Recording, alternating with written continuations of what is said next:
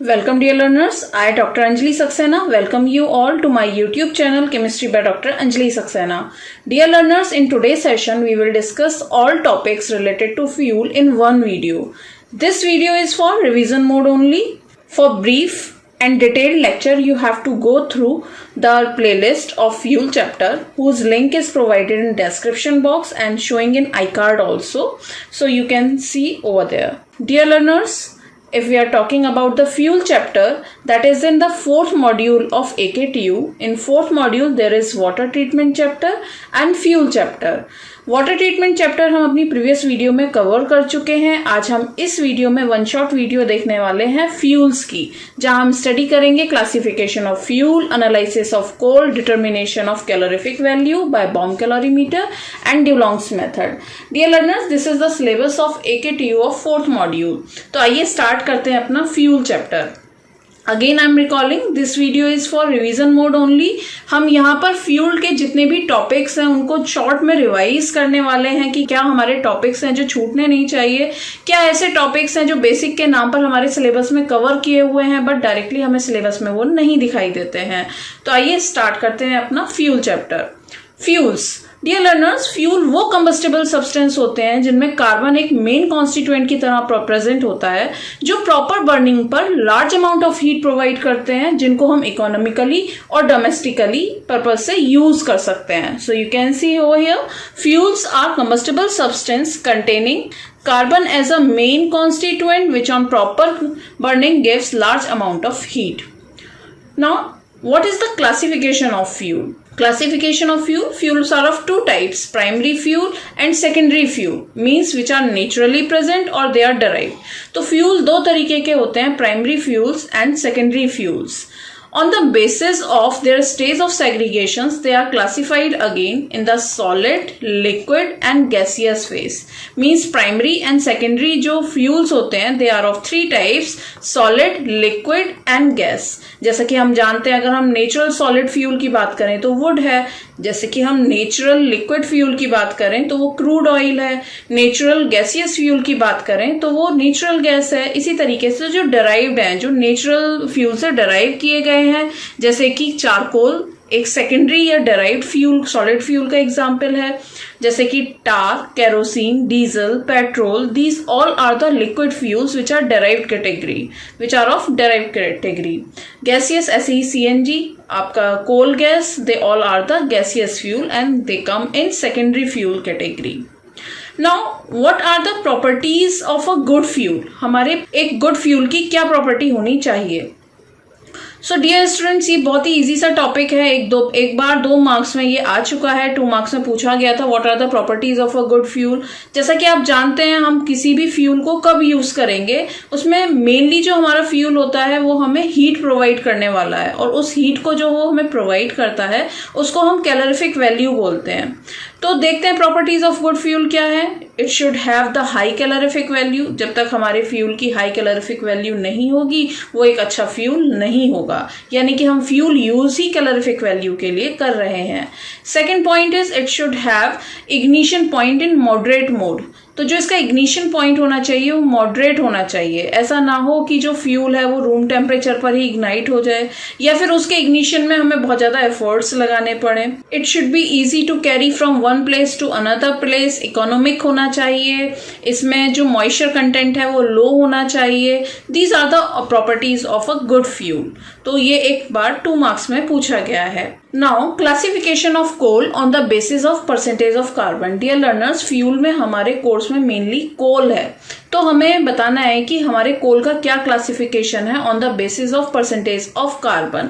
इसको हम ranking of coal के नाम से भी जानते हैं. आज तक 2 बार या 3 बार ये हमारे AKTU के एग्जाम में पूछा जा चुका है. एक बार सीधे रैंकिंग ऑफ कोल पूछा गया था, एक बार classification of coal on the basis of percentage of carbon पूछा गया था.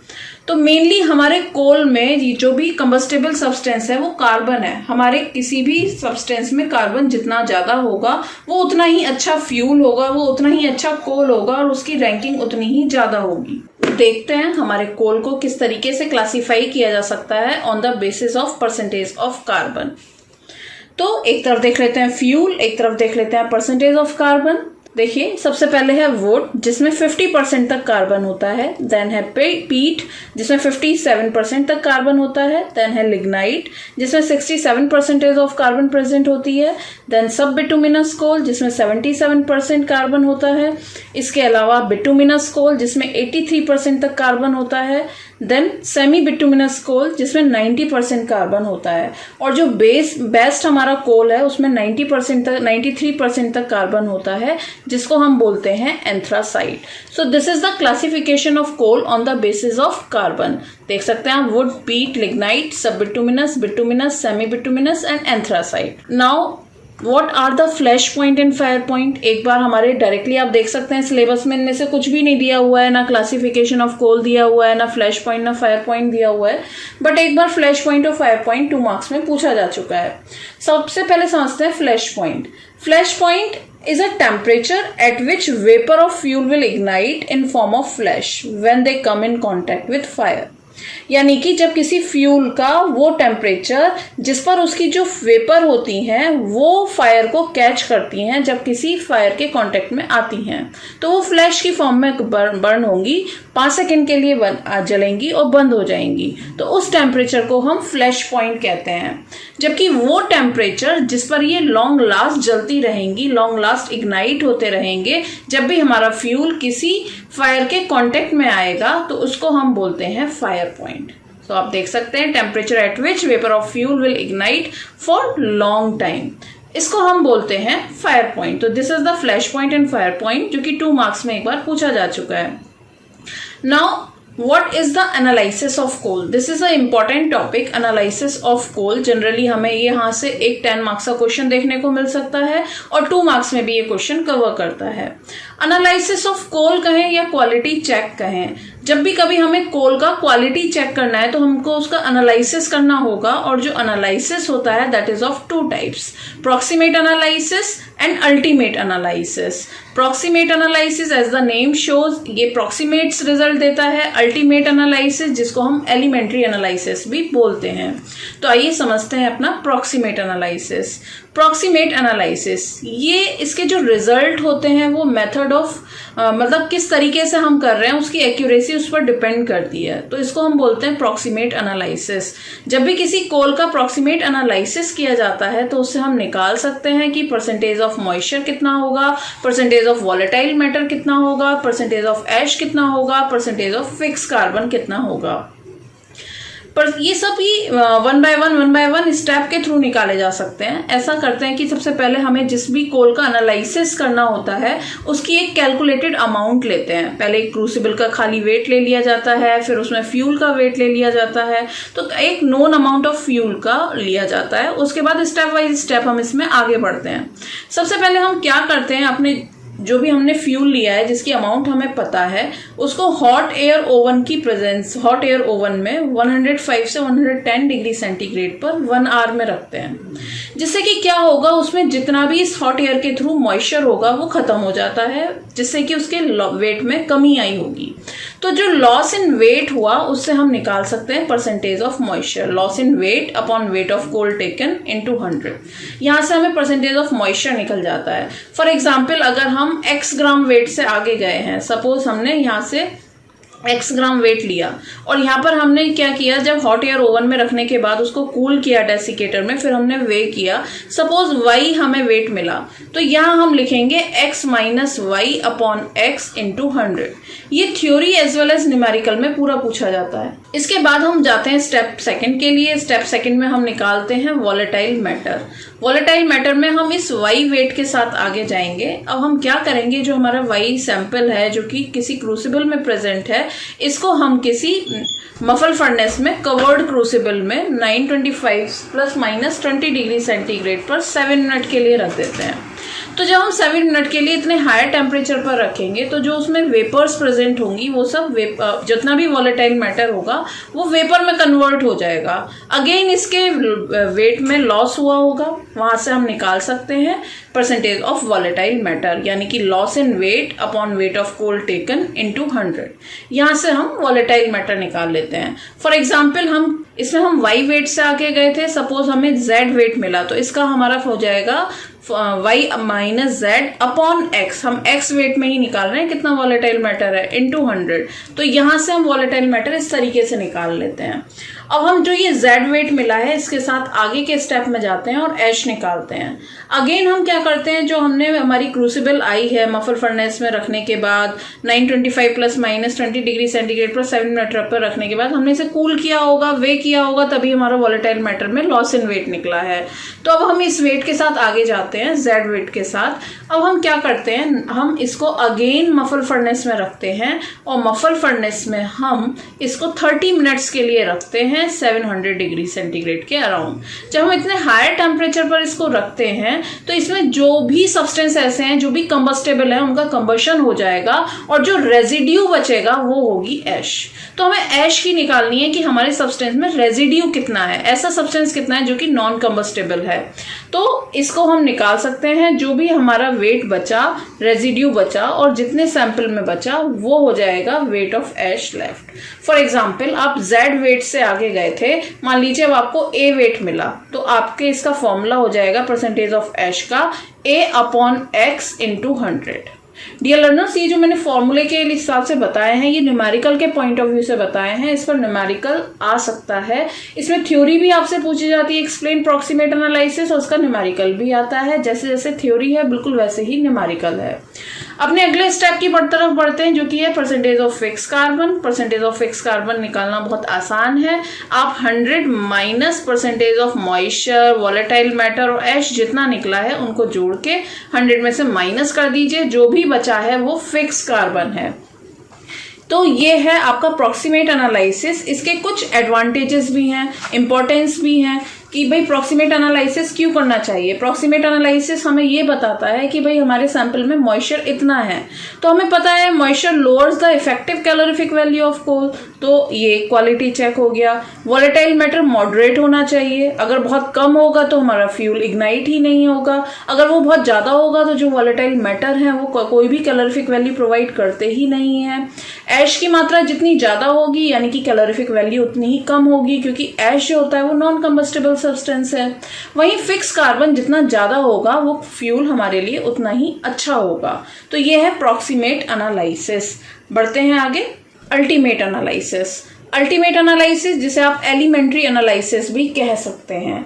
एलिमेंट्री एनालिसिस या अल्टीमेट एनालिसिस में हम निकालते हैं हमारे सैंपल में परसेंटेज ऑफ कार्बन कितना है, परसेंटेज ऑफ हाइड्रोजन कितना है, परसेंटेज ऑफ सल्फर कितना है, परसेंटेज ऑफ नाइट्रोजन कितना है, परसेंटेज ऑफ ऑक्सीजन कितना है। ये 5 परसेंटेज हम निकालते हैं अल्टीमेट एनालिसिस में। यहाँ आपका 2 मार्क्स का एक न्यूमेरिकल कवर हो सकता है। लास्ट ईयर भी परसेंटेज ऑफ सल्फर पूछा गया था कि अल्टीमेट एनालिसिस में परसेंटेज ऑफ सल्फर कैसे डिटरमाइन की जाती है। कार्बन हाइड्रोजन के न्यूमेरिकल भी 2 मार्क्स में काफी बार आए हुए हैं। परसेंटेज ऑफ नाइट्रोजन और सल्फर मिलकर 5 नंबर का न्यूमेरिकल आ जाता है। तो प्रॉक्सिमेट एनालिसिस अभी तक हमारा न्यूमेरिकल का कवर हुआ है और अल्टीमेट एनालिसिस हमारा न्यूमेरिकल का कवर होने वाला है। यहाँ से आपको 2 मार्क्स में क्वेश्चन मिलने के चांसेस ज्यादा हैं। तो इनको वन बाय वन इनके फॉर्मूले देख लेते हैं। इनकी डिटेल्ड वीडियो हम पहले देख चुके हैं कि परसेंटेज ऑफ कार्बन कैसे निकाला जाता है, परसेंटेज ऑफ हाइड्रोजन कैसे निकाला जाता है। इनकी ब्रीफ और डिटेल्ड वीडियोस मैं बना चुकी हूं, जिनको आई होप आप देख चुके हैं और आपका ये सब तैयार है। अगर आपने अभी तक नहीं देखा है तो आप इनको प्लेलिस्ट के थ्रू देख सकते हैं, जिसका लिंक डिस्क्रिप्शन बॉक्स में अवेलेबल है। And if you are new to my channel, kindly subscribe my channel, and if you really like the content, don't forget to like and share the videos। आइए समझते हैं percentage of carbon. Percentage of carbon का formula है, हम carbon को actually CO2 की form में निकालते हैं। हम कार्बन को CO2 की फॉर्म में निकालते हैं। तो CO2 का वेट है 44, कार्बन का है 12। तो 44 में 12 पार्ट कार्बन के हैं, तो 12/44। फिर हम इस CO2 को KOH ट्यूब या पोटाश बल्ब में एब्जॉर्ब करा लेते हैं।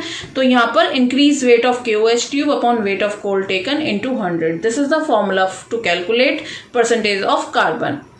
इन the same way hydrogen is calculated in the form of H2O। तो जब हम H2O की फॉर्म में कैलकुलेट करेंगे तो H2O का वेट है 18, जिसमें से 2 पार्ट हमारे हाइड्रोजन के हैं। तो अब इस H2O को हम CaCl2 ट्यूब पर एब्जॉर्ब कराते हैं, तो यहाँ हो जाएगा increase weight of CaCl2 tube upon weight of coal taken into 100। तो आप देख सकते हैं 2/18 increase weight of CaCl2 tube, weight of coal taken into 100। इसी तरीके से सल्फर को बेरियम सल्फेट की फॉर्म में हम कैलकुलेट करते हैं।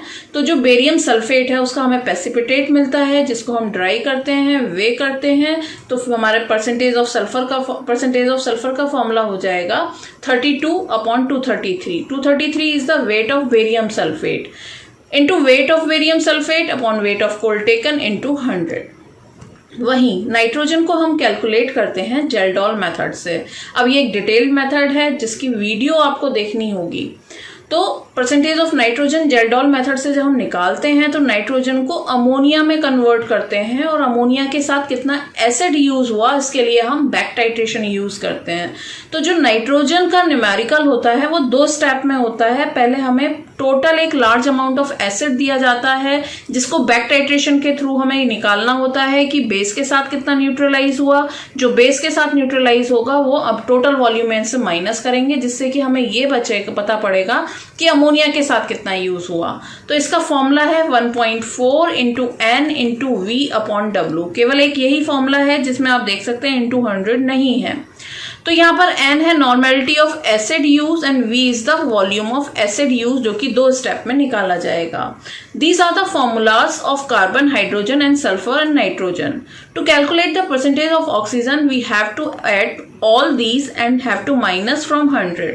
तो इसका फॉर्मूला हो जाएगा 100 minus percentage of carbon, hydrogen, nitrogen, oxygen and ash also. This sulfur will be calculated by proximate analysis. तो अगर दी हुई है तो हम माइनस करेंगे, प्लस करेंगे इसको और माइनस कर देंगे 100 में से, otherwise we will not take it। ठीक है, तो ये है अल्टीमेट एनालिसिस के न्यूमेरिकल। ये 2 मार्क्स के न्यूमेरिकल हैं, छोटे से न्यूमेरिकल हैं जिन्हें आप वीडियो के थ्रू अगर आपने अभी तक कवर नहीं किया है तो कवर कर लीजिए। बढ़ते हैं आगे कैलोरीफिक वैल्यू की तरफ। कैलोरीफिक वैल्यू, जब हम फ्यूल की बात कर रहे हैं तो हमें कैलोरीफिक वैल्यू की बात तो करनी ही होगी। हम फ्यूल यूज कर रहे हैं कि जब भी हम उनको कंबशन करते हैं तो हमें लार्ज अमाउंट ऑफ हीट मिलती है। ये जो लार्ज अमाउंट ऑफ हीट मिली by the combustion of unit mass, अगर हमारा सॉलिड है तो हम मास कहेंगे, लेकिन अगर हमारा फ्यूल लिक्विड और गैसियस है तो वी हैव टू से वॉल्यूम। तो हमारे जो भी फ्यूल का यूनिट मास या वॉल्यूम है उसके कंप्लीट कंबशन से जो large amount of heat liberate होने वाली है उसी को ही हम बोलते हैं कैलोरीफिक वैल्यू। अब ये जो कैलोरीफिक वैल्यू है इसके क्या टाइप्स हैं, we have to study that. जो कैलोरीफिक वैल्यू है ये 2 मार्क्स में काफी पूछी जाती है। कैलोरीफिक वैल्यू क्या होती है, और भी इसके एक टेक्निकल क्वेश्चन है जो मैं आगे कवर करूंगी। तो जो कैलोरीफिक वैल्यू है एक्चुअली वो 2 टाइप की होती हैं, हायर और gross calorific value, lower and net calorific value. आइए समझते हैं पहले हायर कैलोरीफिक वैल्यू को। डियर लर्नर्स, जब भी आप किसी फ्यूल का कंप्लीट कंबशन कर रहे हैं उससे निकलने वाले जो प्रोडक्ट्स हैं अगर आप उनको वहीं कंडेंस कर रहे हैं, उससे निकलने वाली हीट को भी आप इंक्लूड कर ले रहे हैं उस हीट में, तो आप इस हीट को बोलते हो हायर और ग्रॉस कैलोरीफिक वैल्यू।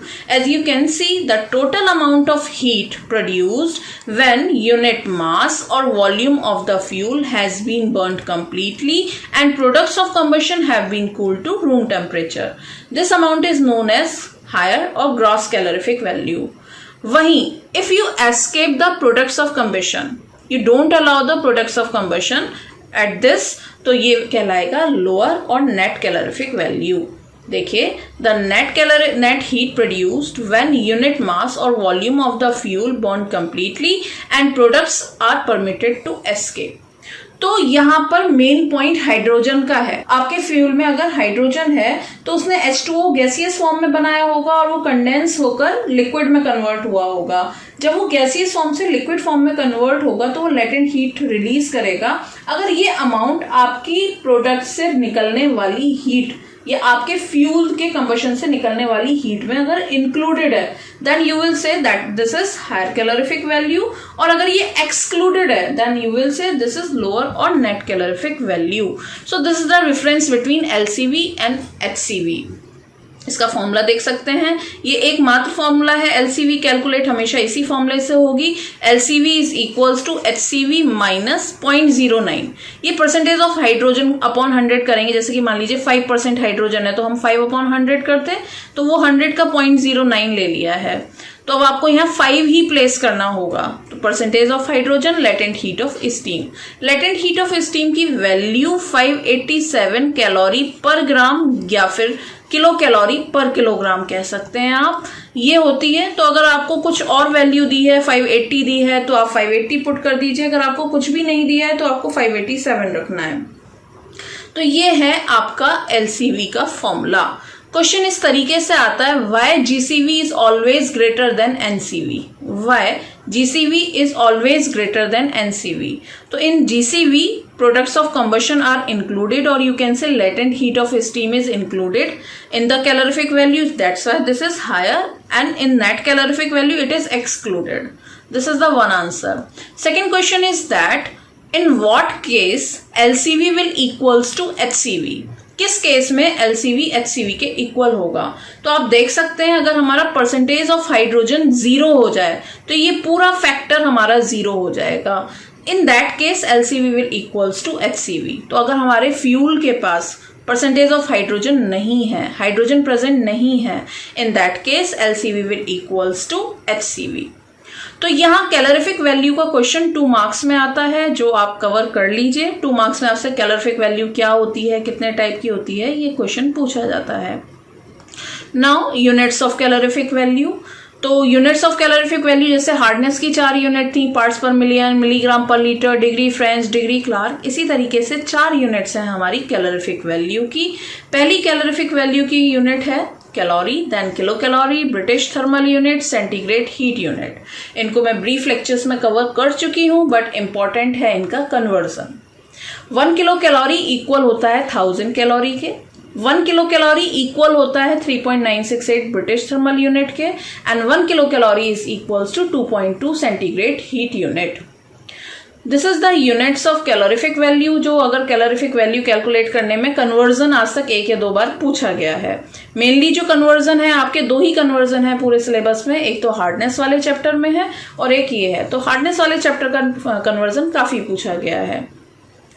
अब हमने ये तो पढ़ लिया फ्यूल क्या होते हैं, फ्यूल का क्लासिफिकेशन क्या है, फ्यूल की यूनिट्स क्या है, फ्यूल का एनालिसिस कैसे किया जाए, कोल का क्लासिफिकेशन क्या है। अब हम समझते हैं डिटर्मिनेशन ऑफ कैलोरीफिक वैल्यू। हम कैलोरीफिक वैल्यू को कैसे डिटरमाइन कर सकते हैं।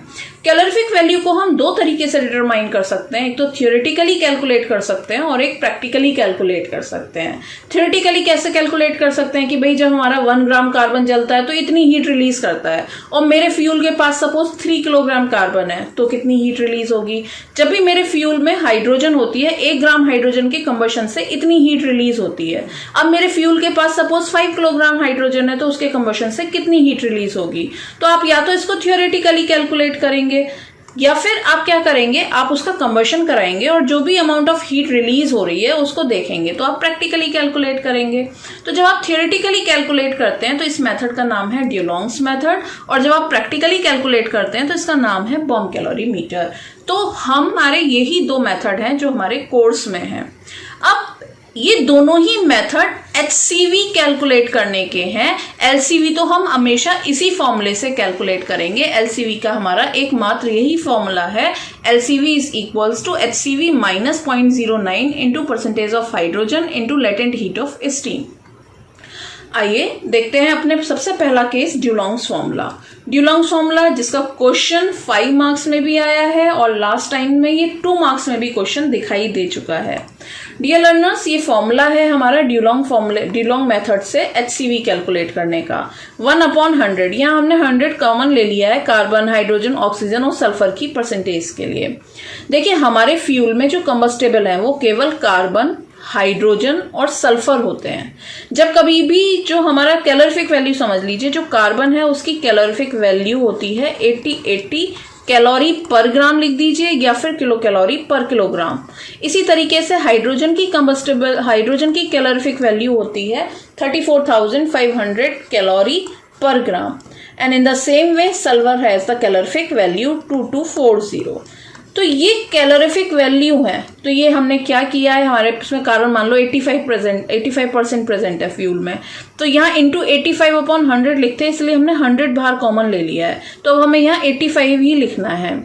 यहाँ ऑक्सीजन -8 क्यों लिया गया है, इसकी डिटेल वीडियो में मैं आपको समझा चुकी हूँ, क्योंकि हमारा जो ये हाइड्रोजन है ये H2O बनाने में भी यूज हो रहा है, और फ्यूल के पास जो पहले से ऑक्सीजन है हम उसको माइनस कर रहे हैं। तो this is the formula to calculate HCV by Dulong's method. बहुत ईजी है, इसका न्यूमेरिकल आता है, आपको जो भी परसेंटेज दी हो carbon, hydrogen, oxygen, nitrogen, sulphur, वो देखिए, और आपको मतलब सिर्फ कार्बन, हाइड्रोजन, ऑक्सीजन, सल्फर से है। हाँ, ऐसा हो सकता है आपको फ्यूल में ऑक्सीजन ना दिया जाए, ऐश दिया जाए, नाइट्रोजन दिया जाए, तो आपको फ्यूल में जो भी दिया है उन सब परसेंटेज को ऐड करिए, 100 में से माइनस करिए। माइनस करने के बाद अगर कुछ बचता है तो वो ऑक्सीजन है, अदरवाइज ऑक्सीजन 0 है। तो दो केस हैं, या तो ऑक्सीजन दिया जाएगा या ऑक्सीजन नहीं दिया जाएगा। अगर दिया जाए तो आपको यही 4 वैल्यूज हैं, इनको रख दीजिए। सल्फर हो सकता है प्रेजेंट हो, नहीं हो, प्रेजेंट है तो वैल्यू रख दीजिएगा, नहीं है तो 0 रख दीजिएगा। वहीं अगर आपके फ्यूल में ऑक्सीजन ना दी हुई हो तो जो भी दिया है, नाइट्रोजन, ऐश, कार्बन, हाइड्रोजन, उन सबको ऐड करिए, 100 में से माइनस करिए। This is the way to calculate HCV by Dulong's method. HCV जिसे हम GCV के नाम से भी जानते हैं। आइए देखते हैं कैलोरीफिक वैल्यू कैलकुलेट करने का तरीका by bomb calorimeter. Bomb calorimeter, this is the most important topic जो 10 मार्क्स में आपको 100% दिखाई देगा। ये 5+5 की फॉर्म में भी आ सकता है, 5 में थ्योरी, 5 में न्यूमेरिकल, या फिर इसका न्यूमेरिकल ना आके 5 में थ्योरी, 10 में थ्योरी, ये हर तरीके के कॉम्बिनेशन बनते हैं। तो सबसे पहले हमें इसका प्रिंसिपल बताना होता है। प्रिंसिपल में सिंपली हम ये बता सकते हैं कि बॉम्ब कैलोरीमीटर में हम फ्यूल का कंबशन कराएंगे, जो भी हीट रिलीज होगी उसको हम वाटर में, नोन अमाउंट ऑफ वाटर में एब्जॉर्ब कराएंगे, फिर उसका टेम्परेचर कितना राइज हुआ, इससे हम निकाल सकते हैं कि हमारे फ्यूल के कितनी हीट प्रोड्यूस हुई है, यानी कि हमारे फ्यूल की कितनी कैलोरीफिक वैल्यू है। आइए इसके डायग्राम के साथ इसके प्रोसीजर को भी समझ लेते हैं। अगर इसके कंस्ट्रक्शन की अगर हम बात करें तो इसके फ्यूल सैंपल में हमारे 3 मेन पार्ट हैं। एक तो है हमारे स्टेनलेस स्टील का बना हुआ कंटेनर, स्टेनलेस स्टील कैलोरीमीटर हमारा एक पार्ट है। उसके अलावा जो हमारा दूसरा पार्ट है वो है कॉपर कैलोरीमीटर, ये थर्ड पार्ट है।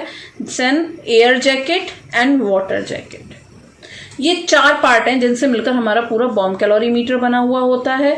इसमें 2 स्टेनलेस स्टील के बने हुए कंटेनर्स होते हैं। इन स्टेनलेस स्टील के बने हुए कंटेनर्स में एक स्टेनलेस स्टील का बना हुआ वायर है, एक क्रूसिबल अटैच है जिसमें हमें फ्यूल का कंबशन कराना है। ये ऑक्सीजन इनलेट वाल्व है, ये इलेक्ट्रोड को 6 वोल्ट बैटरी के साथ जोड़ा हुआ है।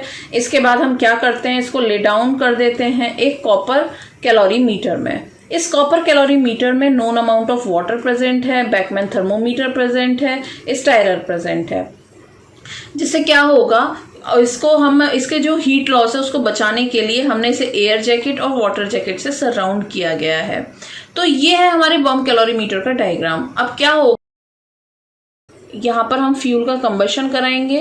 फ्यूल के कंबशन से जो हीट रिलीज होगी, यहाँ पर इनिशियल टेम्परेचर नोटेड किया हुआ होगा कंबशन से पहले। यहाँ पर जो भी हायर टेम्परेचर आएगा, कंबशन से हीट रिलीज होगी, स्टायरर के थ्रू यूनिफॉर्मली वो लिबरेट की जाएगी, जिससे कि इस बैकमैन थर्मोमीटर का टेम्परेचर राइज होना स्टार्ट होगा। जो भी मैक्सिमम टेम्परेचर अटेन होगा उसको नोट कर लेंगे। तो इसके बाद हमारा, सपोज हमने x ग्राम फ्यूल लिया था, कैपिटल W हमारा वाटर प्रेजेंट था, सपोज स्मॉल w हमारा इसका इक्विवेलेंट है, T1 इनिशियल टेम्परेचर है, T2 फाइनल टेम्परेचर है, तो हम कैलोरीफिक वैल्यू के फॉर्मूले कैलकुलेट कर सकते हैं। देखिए ये 3 फॉर्मूले हैं जिनसे कि कैलोरीफिक वैल्यू निकाली जाती है बॉम्ब कैलोरीमीटर के थ्रू। सबसे पहले HCV is equals to capital W plus small w, यानी कि पानी कितना लिया है, वाटर इक्विवेलेंट कितना है, इनिशियल टेम्परेचर कितना है, फाइनल टेम्परेचर कितना है, और फ्यूल की मात्रा कितनी है। ये कैलोरीफिक वैल्यू निकालने का तरीका है without correction by bomb calorimeter. But एक फॉर्मूला है जो कि विद करेक्शन है। हमारे बॉम्ब कैलोरीमीटर में 4 टाइप के करेक्शंस होते हैं। One is cooling correction, fuse wire correction, acid correction, cotton thread correction. इसमें से केवल एक कूलिंग करेक्शन ऐसा है जो प्लस होता है, बाकी सब माइनस होते हैं। तो ये प्लस होता है कूलिंग करेक्शन, बाकी सब माइनस होते हैं। एक्स आपको पता है क्या है। अब हमें या तो करेक्शन दिए जाएंगे या नहीं दिए जाएंगे। अगर हमें नहीं दिए जाते हैं तो हमें HCV फर्स्ट फॉर्मूले से कैलकुलेट करनी है, और अगर हमें करेक्शन दिए जाते हैं तो जिस करेक्शन की बात हमसे की जाए हमें वही करेक्शन को अपने फॉर्मूले में रखना है। सपोज आपको फ्यूज वायर करेक्शन और कूलिंग करेक्शन दिया है, तो आपका फॉर्मूला हो जाएगा capital W plus small w into T2 minus T1 plus CC minus CF। तो जो आपको करेक्शन दिया जाए केवल वही बात करनी है, और 3 करेक्शन ऐसे हैं जो माइनस होते हैं, केवल एक करेक्शन ऐसा है जो प्लस होता है। आप जानते हैं LCV निकालने का तो फॉर्मूला वही रहने वाला है, LCV is equals to HCV minus 0.09 into percentage of hydrogen into latent heat of steam. बढ़ते हैं अपने लास्ट टॉपिक की तरफ, combustion of fuel. Dear learners, ये टॉपिक हमें AKTU के थ्रू सिलेबस में प्रोवाइडेड नहीं है, बट इसके न्यूमेरिकल लास्ट कई ईयर से आ रहे हैं।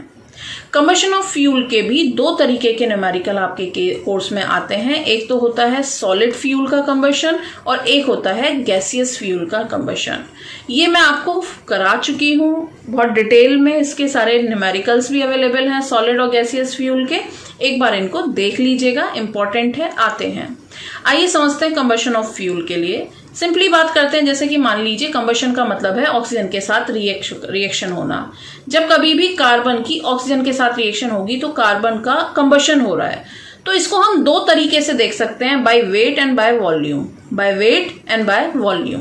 देखिए, जब कभी भी 12 पार्ट ऑफ कार्बन का कंबशन होता है तो 32 पार्ट ऑफ ऑक्सीजन लगते हैं। हमें एक बैलेंस रिएक्शन बनानी होगी, तो ये हुआ बाय वेट। वॉल्यूम वाइज देखिए, जब इसके 1 वॉल्यूम का कंबशन हुआ है तो इसको 1 वॉल्यूम ऑक्सीजन का चाहिए।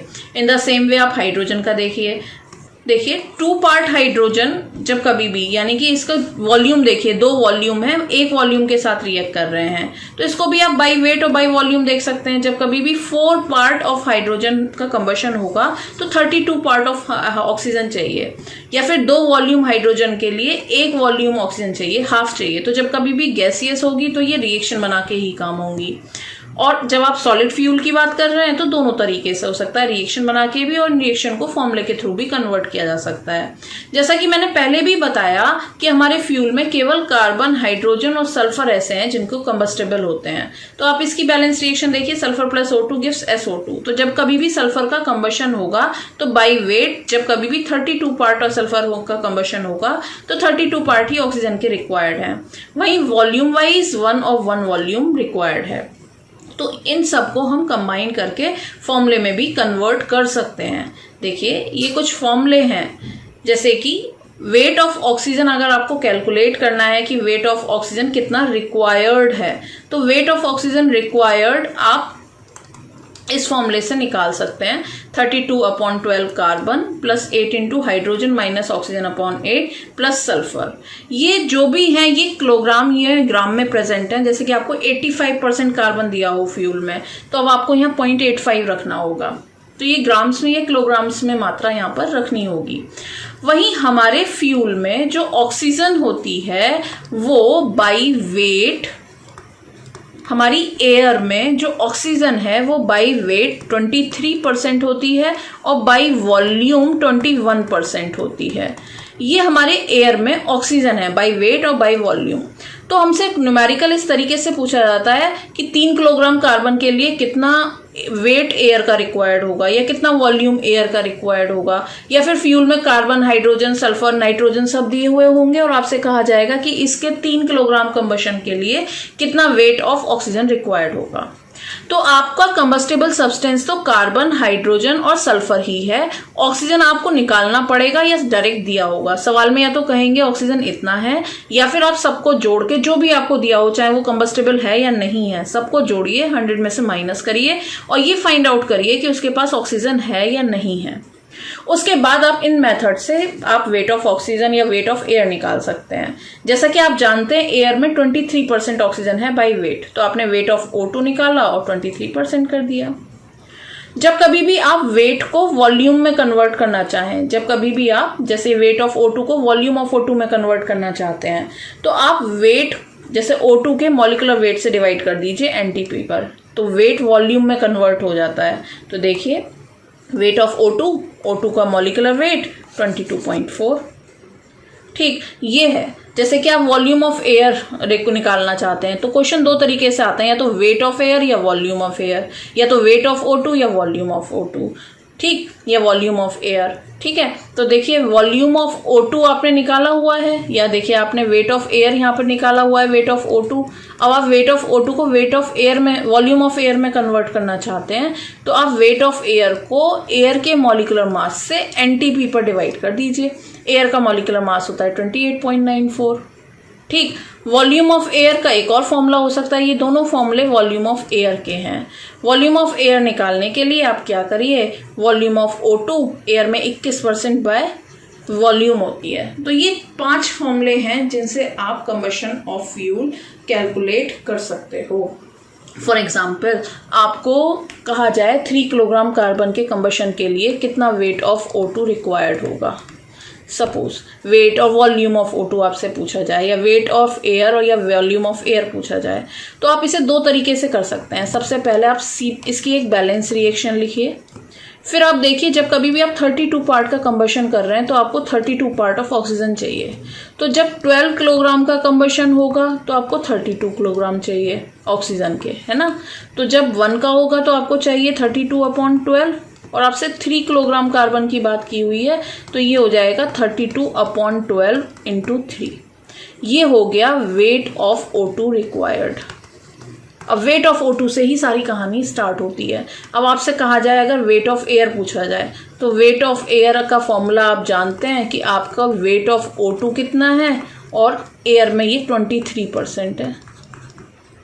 सपोज आपसे वॉल्यूम ऑफ एयर पूछा जाए तो वेट को आप वॉल्यूम में कन्वर्ट करना जानते हैं। वेट ऑफ एयर को वॉल्यूम ऑफ एयर में कन्वर्ट करने के लिए आप वेट ऑफ एयर, एयर का मॉलिक्यूलर मास इंटू NTP पर, तो 22.4 पे यहाँ से कर देंगे। तो इस तरीके से आप कैलकुलेट कर सकते हैं। ये तो हुआ एक तरीका। दूसरा तरीका क्या है, क्योंकि ये सॉलिड फ्यूल है, दूसरा तरीका क्या है, आप इस फॉर्मूले में रख दीजिए। तो यहाँ पर 32/12 × 3 करेंगे, बाकी सारा पोर्शन 0 हो जाएगा, तो वेट ऑफ O2 आ गया। बाकी यही सारे फॉर्मूले लगाए हमने। तो ये सारे कंटेंट थे जो कि फ्यूल से रिलेटेड थे। देख लेते हैं एक बार हमारे फ्यूल चैप्टर को हमने किस तरीके से स्टडी किया है। फ्यूल चैप्टर में हमने क्लासिफिकेशन ऑफ फ्यूल की स्टडी कर चुके हैं। उसके अलावा हमने एनालिसिस ऑफ कोल भी देख लिया है, determination of calorific value, bomb calorimeter and Dulong's method. तो हम सारा पोर्शन कवर कर चुके हैं, प्लस वो पोर्शन भी हम कवर कर चुके हैं जो हमारे कोर्स में नहीं है बट आते हैं।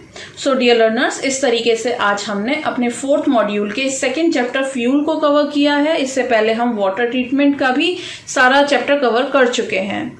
आई होप आपको ये सब समझ में आया होगा। This video will be helpful for you. और अगर आप अच्छे से अपने एग्जाम की तैयारी कर रहे हैं, आपको ये वीडियो यूजफुल लगी है, तो इसको लाइक और शेयर करना ना भूलें। Thank you very much everyone.